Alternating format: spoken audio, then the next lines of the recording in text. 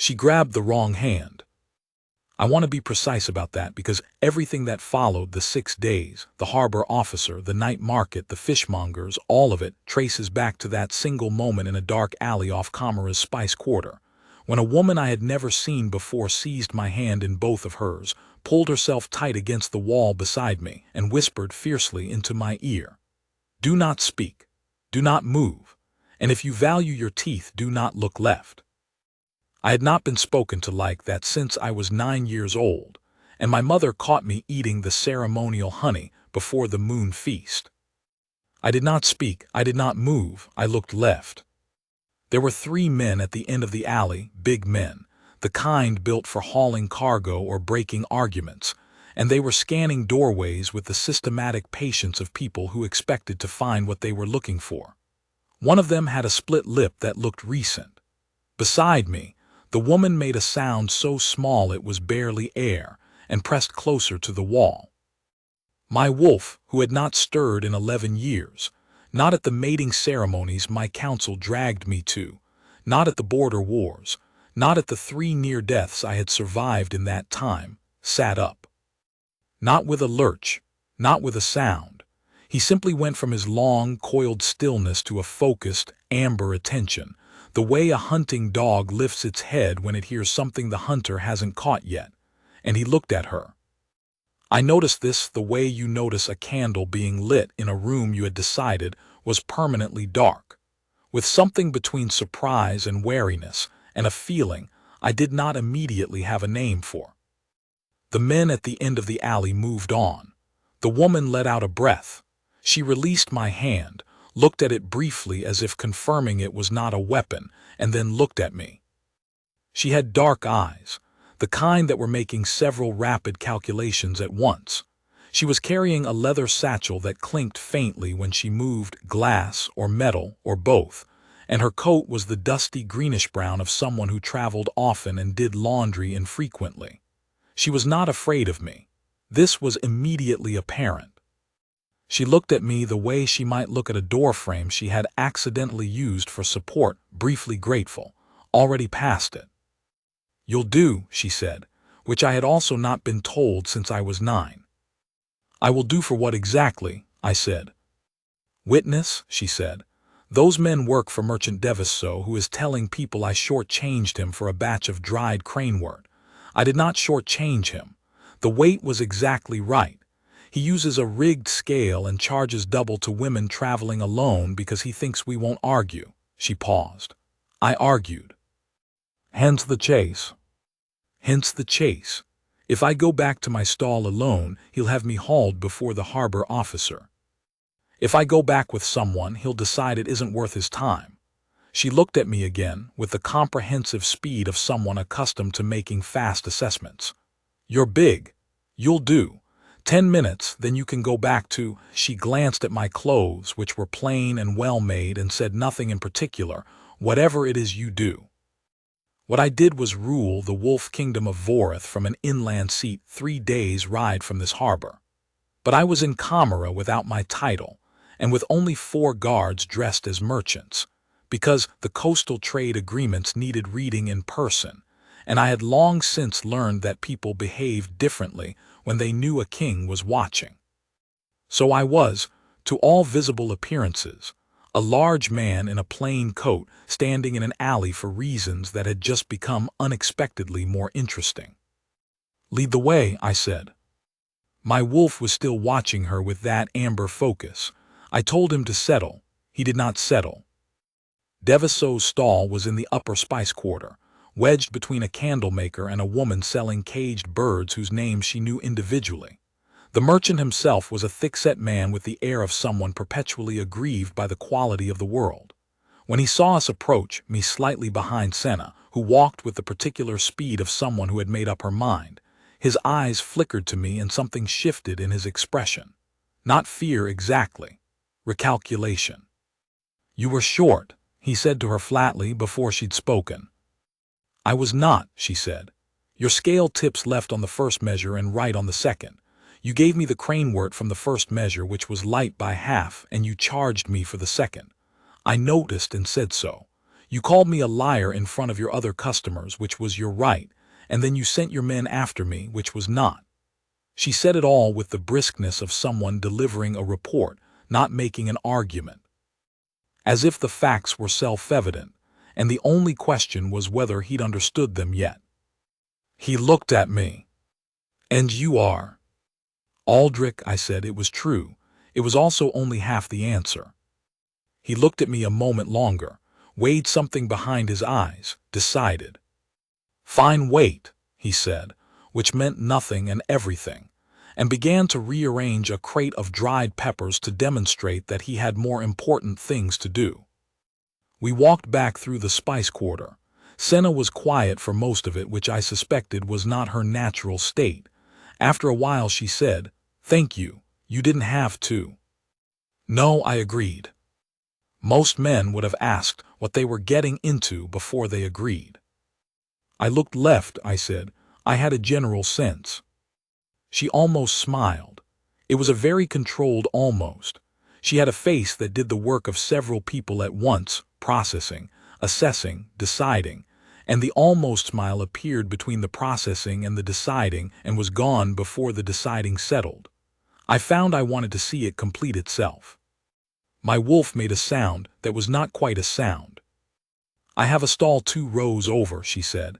If you need anything, dried herbs, traveling tonics, nothing too strange, she paused, or if Devaso's men find their courage again. Do they seem likely to? She considered this seriously. He'll be annoyed for a day, then he'll find someone easier to annoy. And if he doesn't? Then I'll manage, she said, entirely without drama, as if managing was simply the default condition of her life and she had long ago stopped seeing it as notable. She glanced at me sideways. Do you live in Camera? No. Passing through. Apparently for longer than I planned, I said. She filed this information in whatever category she had created for me, useful but unclear, I suspected, and we reached the intersection where her 2 rows over diverged from my nothing in particular, and she gave me a short, businesslike nod. Senna, she said, in case Devaso's men become relevant again. Aldrich, I said again. She nodded once more and turned left. I watched her go. My wolf watched her go with an attention that had no precedent in 11 years and very few in the decades before. What I said to him internally, because that was the conversation we had, internal, old, layered. The 2 of us in the same skin like 2 men who had shared a house so long they'd stopped explaining themselves to each other. He didn't answer. He just kept watching the direction she'd gone.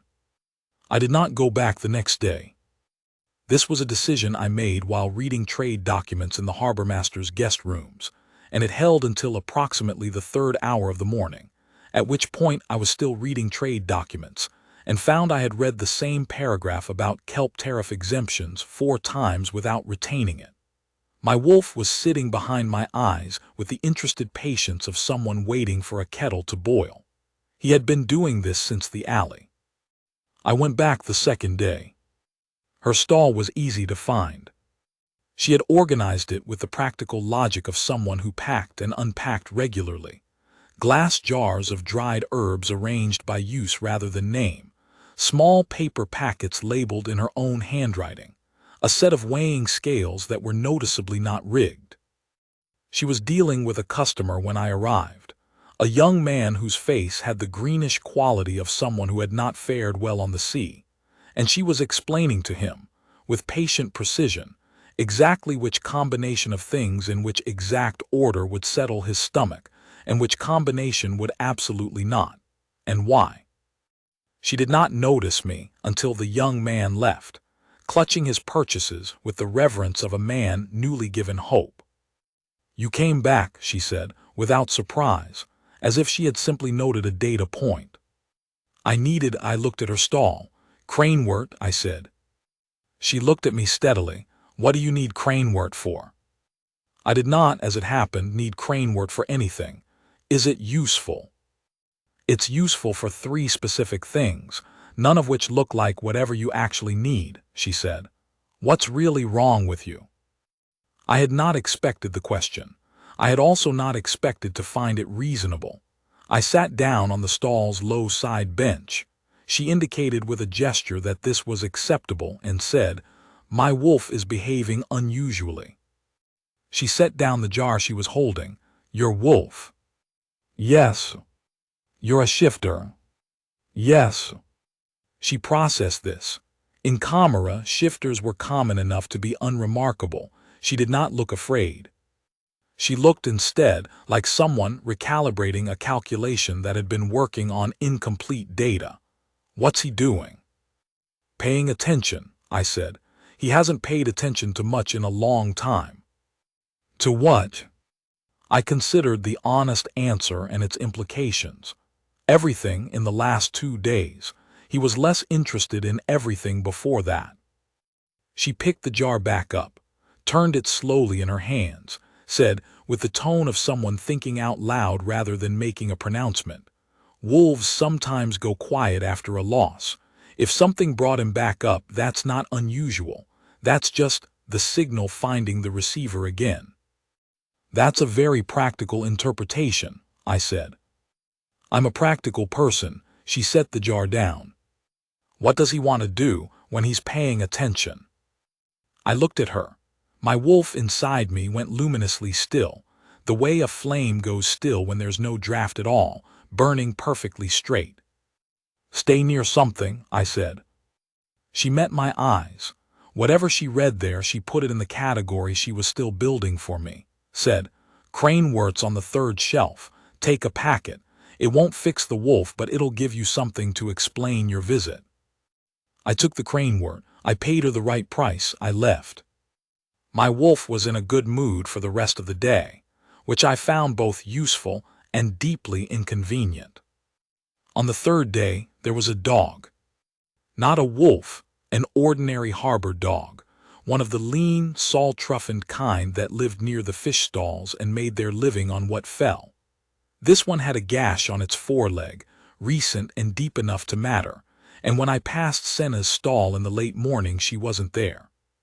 She was 3 stalls down in the fish row, kneeling in the dirt with the dog's head in her lap, cleaning the wound with something from her satchel, while the dog looked at her ceiling with the expression of an animal that had decided to accept this. A small crowd had gathered, as Camera crowds did, to watch anything that paused long enough to be watched. One of the fish stall owners was saying that the dog bit, and that she should leave it. She was not leaving it. She finished cleaning, bound it with a strip of cloth she tore from the hem of her coat without apparent regret, and let the dog go. It walked 4 steps and sat down beside her knee. The fish stall owner said something about strays. "He's not a stray," Senna said, still kneeling. "He's a harbor resident. He's earned his place here longer than most of the stalls." She looked up at the owner with a pleasantness that had iron running through it. "The wound came from that hook you leave hanging at knee-height on your post. If he bites anyone, it'll be because you've taught him hooks are something to worry about. Fix the hook." The fish stall owner fixed the hook. My wolf, watching all of this from behind my eyes, made a sound that was entirely new to me. Not a howl, not a growl, not any of the sounds that were about territory or threat. It was something quieter and more absolute, the sound of a thing recognized. I walked over. "You're here again," she said, not looking up from the dog. There was no accusation in it, just the data point. "Apparently," I said. "Your wolf is watching something," she said. I went still. "How do you know?" "Your eyes do something when he's paying attention." She finally looked up at me. "I noticed it the first day. There's a focus, behind the regular focus." She tilted her head slightly. "What color is he?" "What?" "Your wolf, what color?" "Gray," I said. "Dark gray, almost black." She nodded slowly, as if confirming something she'd already known. And then she went back to checking the dog's bandage, and said nothing else about it, and I stood there in the fish stall lane in Camera with my ancient gray wolf absolutely thunderstruck inside me because she had looked at him. Not at me. At him. and she had seen him clearly enough to know he was there. By the fourth day my 4 guards had stopped pretending they didn't know what was happening. Veth, who was the eldest and had been my father's man before mine, said nothing at all, which was worse than if he'd said something. Ron, who was 30 and had not yet learned when to speak, said, "Is she the Alpha Kings?" "We are reading trade documents," I said. "Yes, my lord," Ron said. He did not look as if he believed we were reading trade documents. We were, technically, reading trade documents. The kelp tariff paragraph was making marginally more sense. My wolf had decided that the acceptable radius between himself and the direction of the spice quarter was approximately 200 meters, which was not interfering with the trade documents except in the sense that he kept pulling my attention back to the window like a compass needle that had found north and found the current arrangement with south unsatisfying. On the 4th afternoon, I went back with no pretense about Craneward. She was there. The stall was busy, a woman with a sick child, 2 sailors, an elderly man who turned out to want to talk about herbs in general rather than buy any in particular. I waited. My wolf waited, with a patience he had not previously shown toward anything. When the elderly man finally concluded his philosophical survey of rosemary and went home, Senna turned to me and said, without preamble, "What do you actually do?" "I manage a holding," I said, "in the inland." "What kind of holding?" "A significant one." She looked at me with the flat clarity of someone who had just been given a deliberately incomplete answer and was deciding whether to accept it. "How significant?" "Considerable." "You're being vague on purpose." "Yes." "Why?"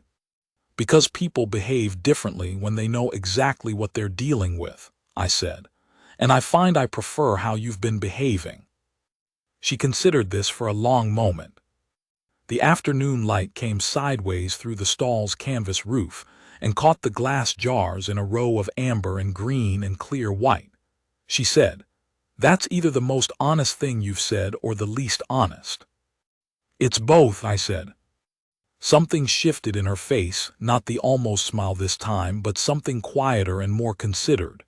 She picked up one of the packets from her counter, turned it in her hands, set it back down, said, "The Craneward.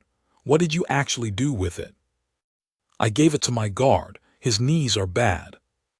"How are his knees?" "Better," I said, which was true. Veth had said nothing about his knees because Veth said nothing about anything, but he'd walked more easily for the last 2 days. She nodded. "Come back if he needs more." And then, just as I was deciding whether that was an ending or an opening, "There's a night market tonight. The Harbor Square. They have actual food, not just trade goods. If you've been eating in the guest rooms, you're eating badly." "Is that an invitation?" She looked at me with the same comprehensive speed she'd used in the alley on the first night. "It's a practical observation," she said. "Do with it what you want." I did with it the obvious thing. The night market at Comera's Harbor Square was everything the city's daytime version was, but louder and warmer and considerably more honest about what it was, people wanting to be near other people, moving through lamplight and the smell of frying dough and salt air, talking too loudly and laughing at the edges. Senna moved through it the way she moved through everything, with direction, without hurry, knowing exactly where she was going and entirely comfortable being bumped and jostled along the way. She bought us both something fried in oil that I could not name but which was excellent.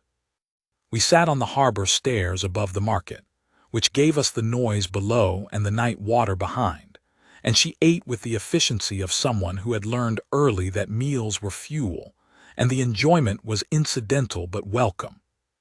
"Tell me something true about your holding," she said. "It's cold," I said. "Most of the year the wolves like it. I'm used to it." "Do you like it?" I stopped. This was not a question I had recently considered. "Yes," I said after a moment. "The wolves make it. It never feels empty. There are always pups somewhere, always someone's wolf in the yard." She ate a piece of fried dough. That's the first thing you've said about it that sounds like you like it. What did the rest sound like? Obligation. She said it simply, without judgment. Plenty of people like their obligations. That's fine too, but this sounded different. I looked at her.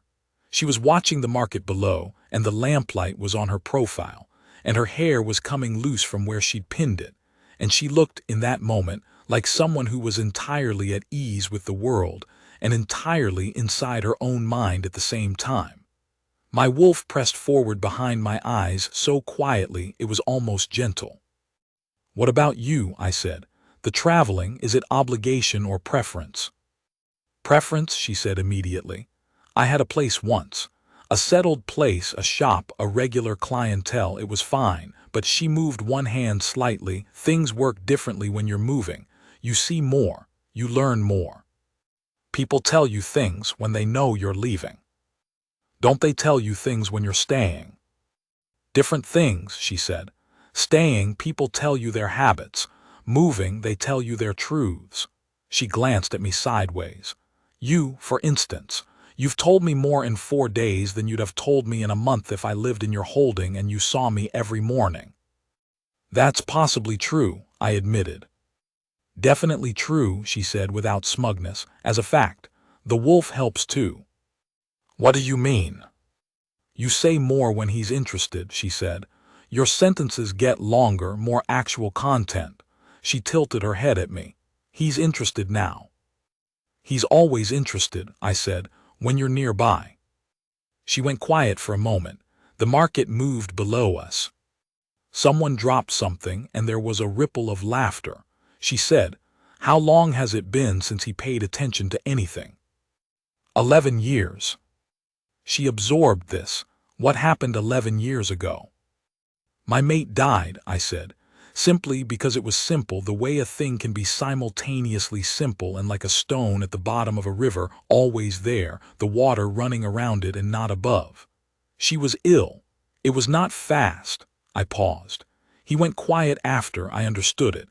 I went quiet too in some ways. She was still looking at the market. After a moment she said, "And now he's not quiet." "No." Another pause, then, "That frightens you." "A little," I said. "Yes." It was the truest thing I had said in 11 years to someone who was not Veth, not for the reason you might think.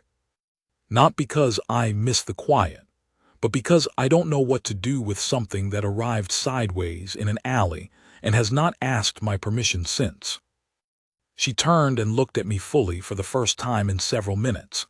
There was something in her face I hadn't seen before, not the processing speed, not the data weighing, but something underneath those things. Something that had been waiting for a particular question before it would show itself. She said, "He grabbed my hand too, you know, your wolf. While I was holding yours, I could feel him looking." I stared at her. "You could feel." "I told you, your eyes do something." She turned back to the market. "I've never met a shifter whose wolf looked at me before. I didn't know they did that." "They don't," I said. "Usually." A long silence, salt air, lamplight, the sound of the harbor. "Aldrich," she said. "Yes." "What exactly is your holding?" There it was. I had known it was coming. I had known since the first morning in her stall that the incomplete answer was borrowed time, and that she would ask the full question when she was ready and not before, and that her being ready would happen on her schedule and not mine. I could have told her sooner. I had chosen not to. Now she was asking. "A kingdom," I said. "Vorith, I am its alpha king." She was quiet for a long time. I watched her process this, not with visible distress, but with the particular deep-filing look of someone fitting a very large piece into a puzzle that had been building without it. Finally she said, "The 4 men you travel with." "My guards." "They're dressed as merchants." "Yes." "And you're dressed as?" "A large man in a plain coat." "In a plain coat," she agreed. She was quiet again. Then, "Your wolf picked me up in an alley because I grabbed the wrong hand in the dark." "Yes." "And then he spent 4 days refusing to go back to being quiet." Yes. And now I know who you are. Yes. She nodded, slowly. Then she said, with the tone of someone making a practical inventory, I have a stall, a traveling stall. I have regulars in 6 port holds and 3 inland markets and a supplier in the Western Territories. I have a way of doing things that works. I've never been interested in a settled life specifically. The sort of life you'd be suggesting would be very settled. She paused. And very cold, apparently. The wolves are good company, I said. You said that already. It bears repeating. She looked at me sideways. The almost smile made its first full appearance a complete thing, brief and warm and real. I need to think, she said. That's reasonable, I said. You have a kingdom to run. The trade documents are not going anywhere. I have a stall to pack up tomorrow morning. Where are you going next? She was quiet for a moment. I hadn't decided. Then you have time to think, I said. She looked at me. My wolf was behind my eyes with that same luminous stillness, not pulling, not pressing, just present. Entirely sure of himself in a way I was still working toward. She looked at him, the way she had in the fish stall lane, clear and direct and unafraid. Yes, she said, I suppose I do. On the 5th day, she did not come to the stall. I knew this because I walked past it twice. Both times I told myself, for reasons unrelated to the stall. The stall was shuttered. Not gone. The canvas was tied down, the way a stall looks when its owner has stepped away rather than left. I told my wolf this. He was already aware. Veth fell into step beside me on my second unrelated pass. The trade documents are resolved, he said. We could leave tomorrow. Yes, I said. Is there a reason we wouldn't? I looked at the shuttered stall. Give it another day. Veth gave it another day in the way Veth gave everything, without audible opinion, with absolute and slightly pointed competence.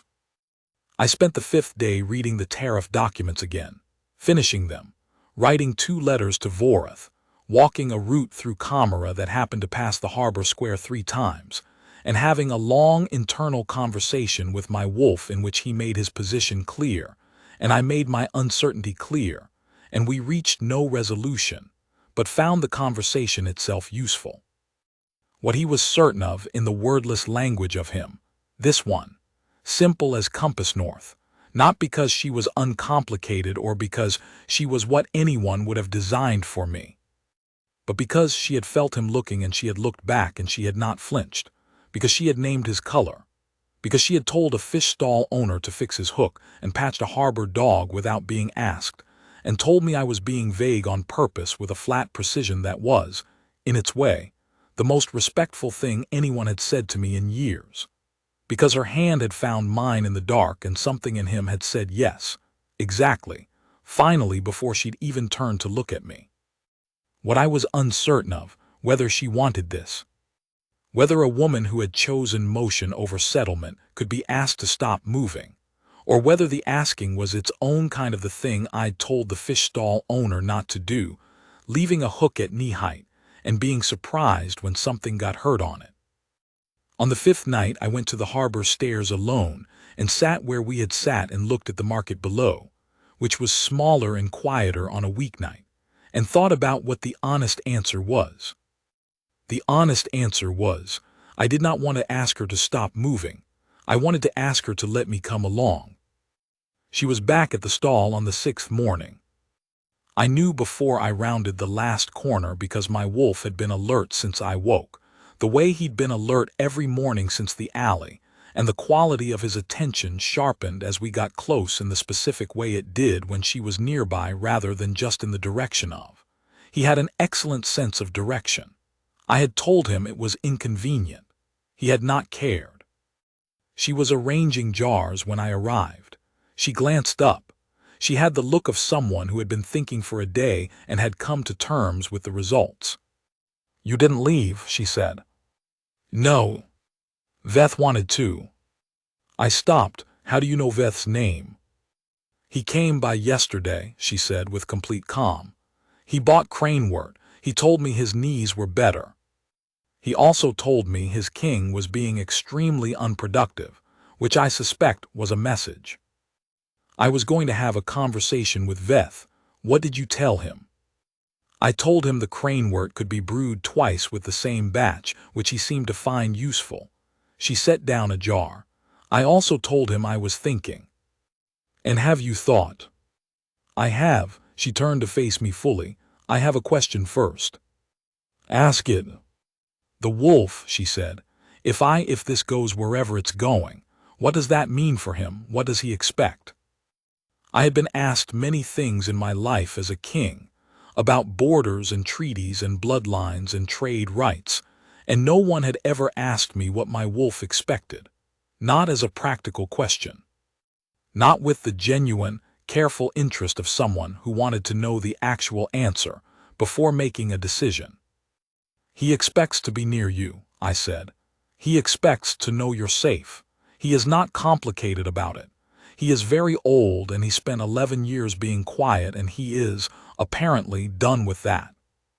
And you, she said, what do you expect? Nothing, I said. I expect nothing you haven't offered, and I stopped. Started again because this was not the territory of trade documents and there was no carefully drafted language for it, and the honest approach was simply the direct one. I would like to know where you're going next. And if there's a place that might intersect with the routes between your 6 portholds and 3 inland markets where Vorith happens to sit. I am not asking you to stop. She looked at me for a long moment, then she said, Vorith sits inland. Yes. Between the western territories and the northern coast. Roughly. That's actually near 2 of my markets, she paused, and the supplier in the west. I know, I said. I checked. The almost smile appeared real and complete, and this time it stayed a moment longer. You checked the trade routes.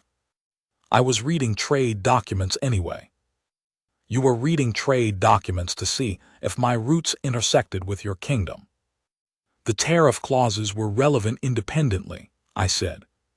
She laughed. I had not heard her laugh before. It was short and genuine, and surprised itself a little, the way laughing does when it arrives before the person decides to let it. My wolf went so still and warm inside me that I stood quietly for a moment with the feeling of it.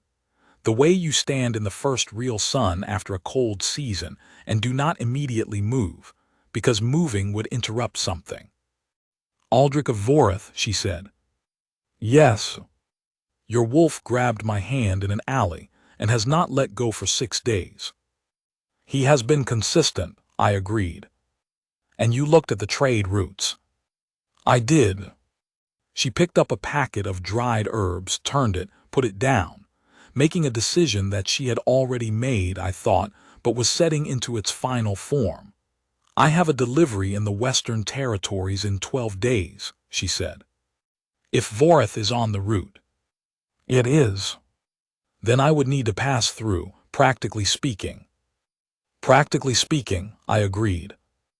And if I passed through, she said slowly, I would need somewhere to leave my supplies while I completed the delivery. I have a significant amount of storage, I said, in my considerable holding. She looked at me with the flat clarity and the warm edge and the particular expression she wore when she had weighed all the data and reached a conclusion she found, on balance, satisfactory. That's very convenient, she said. I thought so, I said.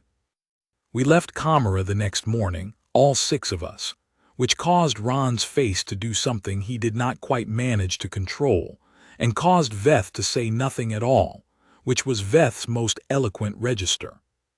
Senna loaded her stall into a compact arrangement of cases and bundles with the practiced speed of someone who had done it in many ports and under various conditions of urgency.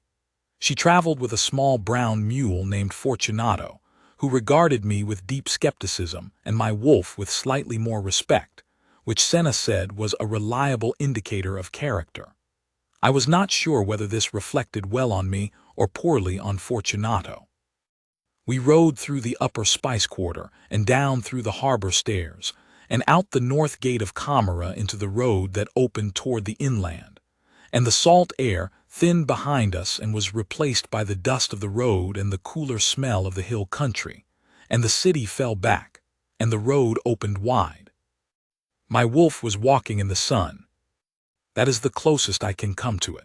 He had been quiet for 11 years and restless for 6 days, and now, on the open road with her apace to my left and the morning still early and the day entirely ahead, he was simply walking, unhurried, present, the way he used to be before, as if the years of quiet had not ended him but only paused him, and now the pause was over and he was picking up exactly where he had been, with the ease of something that had always known it would.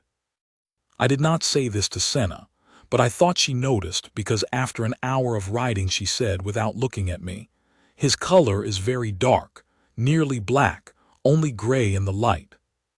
"Yes," I said. "Like storm water," she said, "but warm." I had never heard anyone describe him. Not even my mate had described him that way.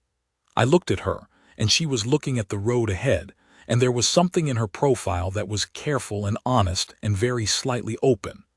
The way a door is open when someone has decided to stop latching it but hasn't yet decided to swing it wide.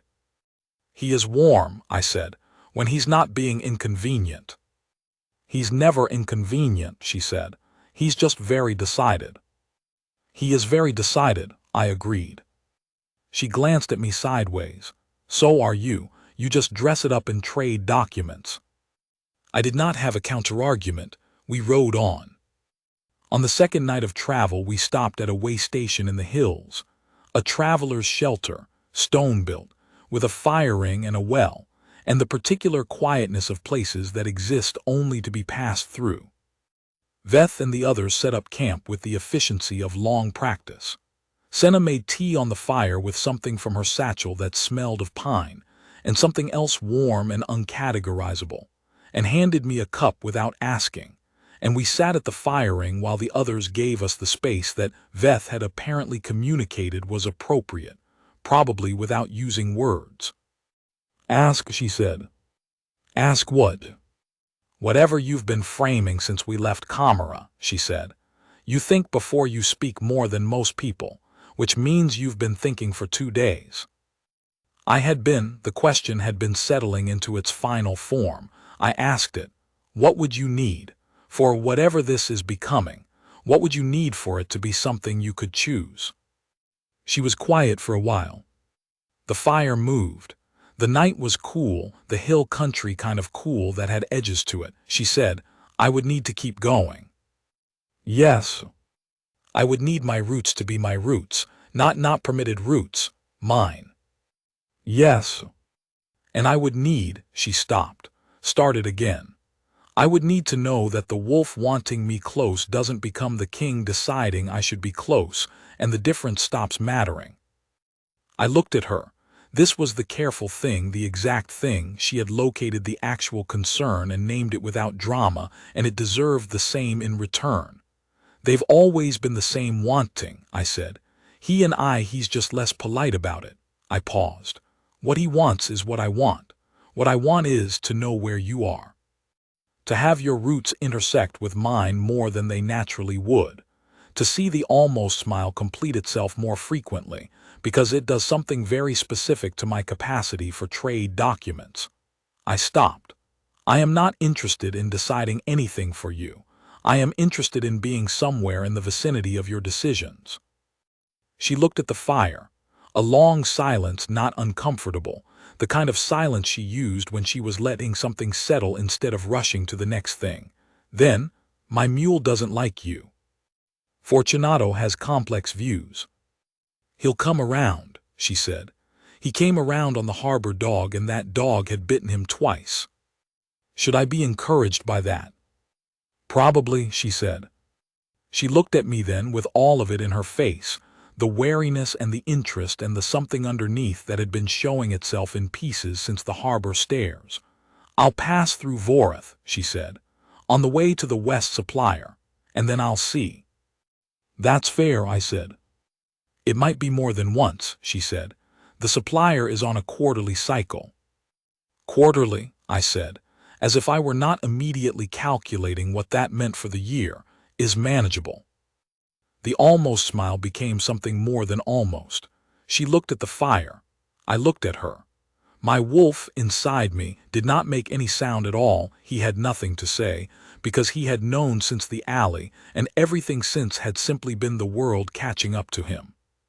We reached the edge of Voreth's territory on the afternoon of the 5th day, where the hill country gave way to the first long ridge of Voreth's landscape, dark pine, basalt outcrops, the sky a deeper blue than the coast, the light sharper and more particular.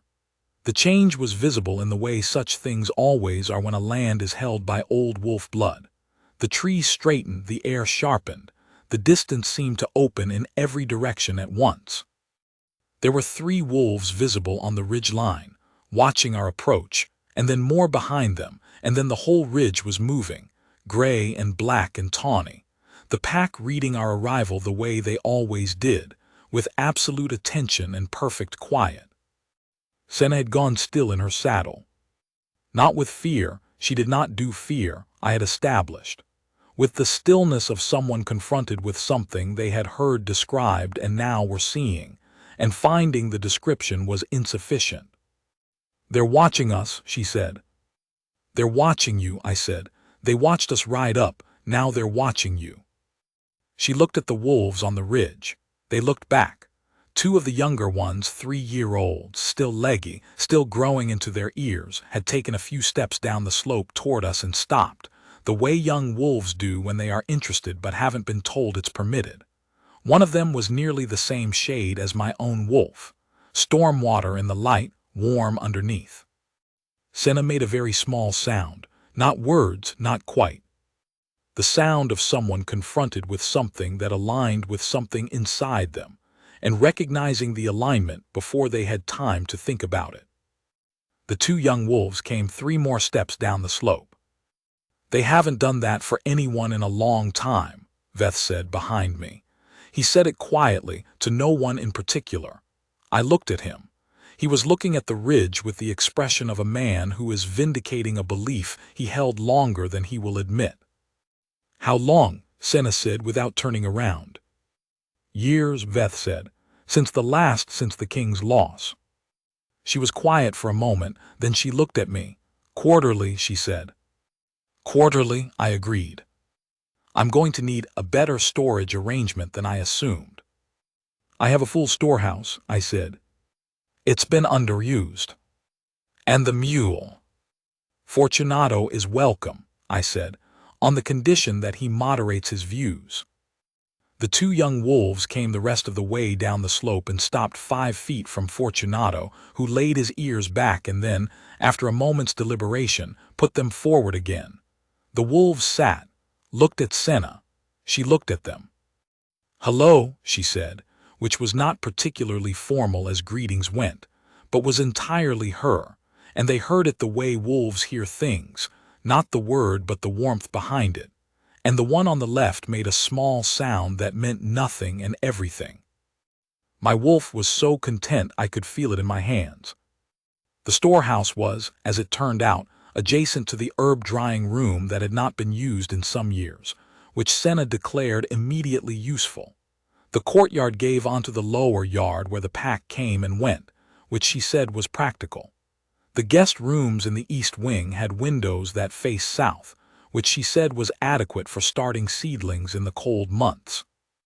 I showed her these things in the order she asked about them, and she assessed them with the systematic efficiency she brought to everything, and Fortunato was settled in the stable by Ron, who had decided that being useful to Senna was worthwhile even if it meant making friends with a skeptical mule.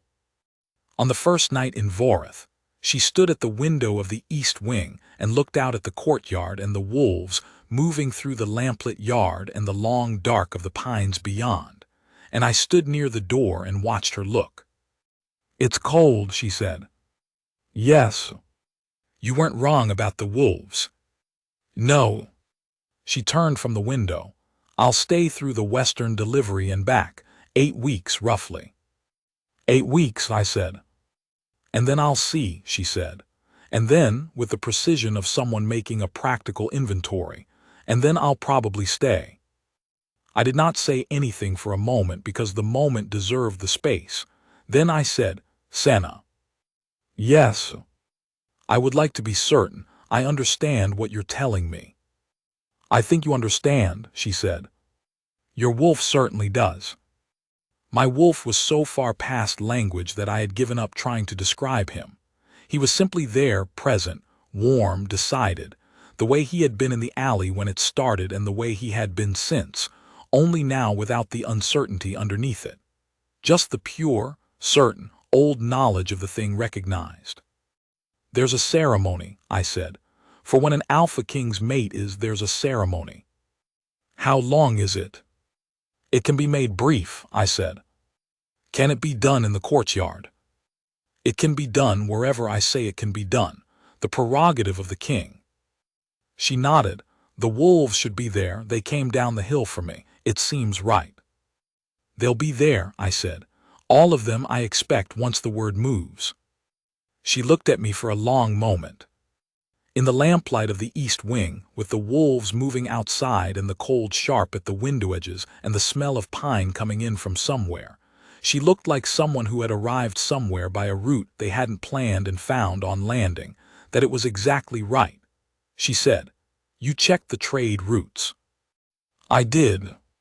Before you'd even told me who you were. I was being thorough. You were being hopeful, she said. There was no point in disputing it. Yes, I said, I was. She smiled, not the almost smile, not the brief one from the night market, but a full one, unhurried, real. I'll stay, she said again. Tell your wolf. He heard you, I said. He heard you in the alley. He's been hearing you since. The ceremony was in the courtyard at dusk, with the pack assembled in a ring that spread from the yard into the lower field and up the beginning of the ridge slope. More wolves than I could count, gray and black and tawny in the last light, quiet in the way wolves are quiet when the thing they are witnessing is right. Veth stood at my shoulder. Ron had somehow obtained a clean coat and worn it without being asked. Fortunato was in the stable and missed the occasion entirely, which Senna said was probably for the best given his views on ceremony. She stood in the courtyard in the coat she'd traveled in, which she had brushed but not replaced, because she said it was what she'd come in and it was what she'd come in with. I stood across from her. The pack was around us and the last light was overhead and the pines were dark at the edges of everything, and my wolf was so present in me that I could feel the ground through him. The cold stone, the deep roots, the long-held territory of Vorith that had been waiting for this longer than I had known. I said what the ceremony required. She said what she had been told to say in her own words, which were briefer and more direct and made two of the older pack members exchange a look that I suspected was approving. When it was done, when the bond was sealed in the way of Vorith in the language of the pack's oldest custom, she reached out and took my hand. Not the urgent grip of the alley, not the careful consideration of the harbor stairs. Just her hand in mine, quiet and decided. My wolf lay down. Not with defeat or exhaustion. With completion. The long, deliberate settling of an animal that has been searching for something and has found it and has nowhere left to go that matters more than here. He put his great gray head down on the cold courtyard stone of Vorith, and he breathed, and he was still. One of my guard, it was Ron, I would speak to him about this and also thank him privately, said something to the assembled pack about the Alpha King's mate, the way the old words go. The pack moved, the way packs move when something has been confirmed, a ripple outward through all of them. The two young wolves from the ridgeline were at the edge of the courtyard. Senna caught them with her eye. They came forward. She let them.